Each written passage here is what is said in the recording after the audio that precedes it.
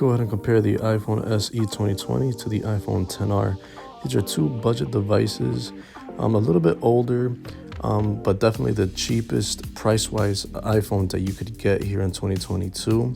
The iPhone SE could be had for as low as free when you bring your number to Cricket, and the iPhone XR, you can get it at Cricket for $50, but it offers a more modern form factor.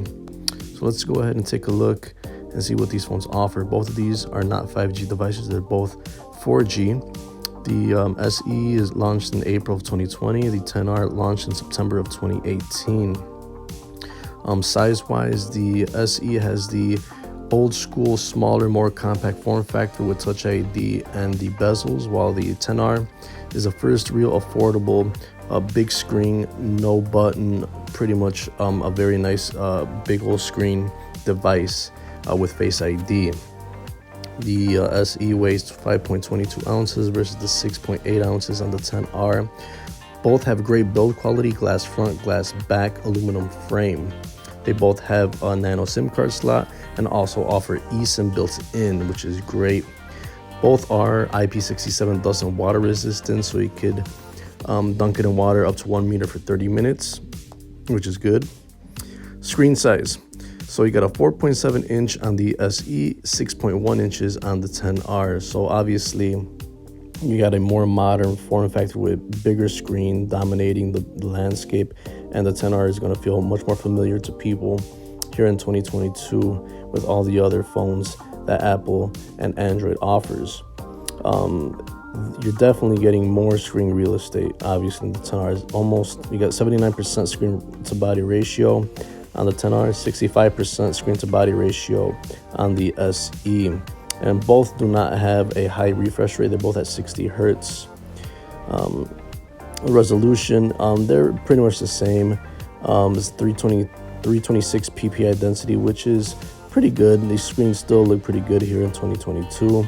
OS and software, both are running iOS 15, the latest version of iOS, and they're gonna feel exactly the same, except that one is going to have Face ID and the other one has Touch ID when you want to put in unlock your device and put in passwords and stuff. As for the chipsets, they're not too different. The SE has a newer A13 Bionic processor versus the A12 and the XR, but I don't see too much in performance department. They're going to be running almost exactly the same. And you're probably going to get one more iOS update compared to the XR in the life cycle, but both of these are still going to get several more years of updates. The internals of the SE is pretty much an iPhone 11. So for storage, both of these are rocking 64 gigs of internal storage, and both are rocking 3 gigs of RAM. Both are still pretty good for an average consumer, but the new standard of 128 is going to slowly be catching up steam, and 64 gigs still is enough for most people, but 128 gigs is the norm now today. For the camera systems, both of these offer great cameras, and they both have only one lens. They both have a 12 megapixel shooter, and they both shoot in 4K, but the camera itself, videos and pictures are still going to be very, very good and better than most Android phones out there. Selfie cameras both have a 7 megapixel shooter in the front, capable of 1080p, so very good selfie cameras still. Neither of these have a headphone jack. Both have Bluetooth 5.0, and that's still good for connecting your Bluetooth devices such as your smartwatch and your headphones and your speakers. Both have NFC for basically Apple Pay, and they are both rocking the Lightning port. And this is where it gets interesting, and the big difference is unlocking the device. You got a home button for the fingerprint sensor in the SE, and you have Face ID for the iPhone XR. Both are reliable ways to unlock your device. Another big difference is going to be battery. The SE has a 1800 milliamp battery versus the almost 3000 milliamp battery on the XR, so a big difference in battery life.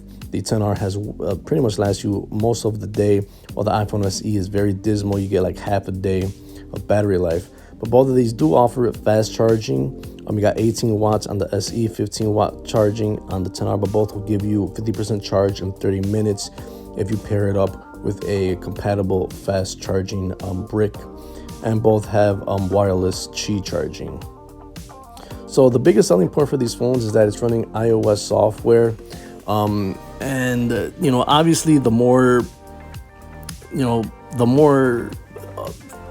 up-to-date form factor is going to be the 10R, because it feels more like the more modern iPhones because it has the removal of the home button.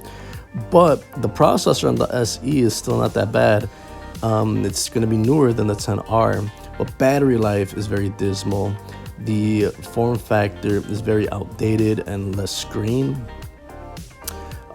Price wise, both of these are very good contenders if you get them on Cricket, because you're gonna get a free SE or a $50 one, 10R on Cricket. And battery life is just really bad. Yeah, on the SE, and the 10R is the first iPhone, in my opinion, to have really good battery life in a budget price point.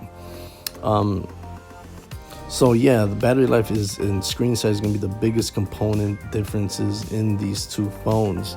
And obviously, if I had to choose which phone to pick, I'm going to have to rock the 10R just because of the battery life and the bigger screen real estate. But all in all, both of these phones are going to run the same software, going to run iMessage, iMovie, AirDrop, FaceTime, and all that good stuff. All the apps are gonna run exactly the same with no real differences in speed and performance. It just comes down to price. I like both of the price points of these phones, and if you're a person that just likes a more compact device, then obviously the SE is going to be a phone that you're probably gonna end up picking, because not everybody likes a big screen phone. But here in 2022, these are actually really good phones for the price point. If these phones were, if you're gonna get them for their full price of over $250, yeah, they wouldn't be really worth it. I'd probably rather just go with the 10R on that one instead. But there you go, guys. Let me know what you guys think, and I'll see you in the next one.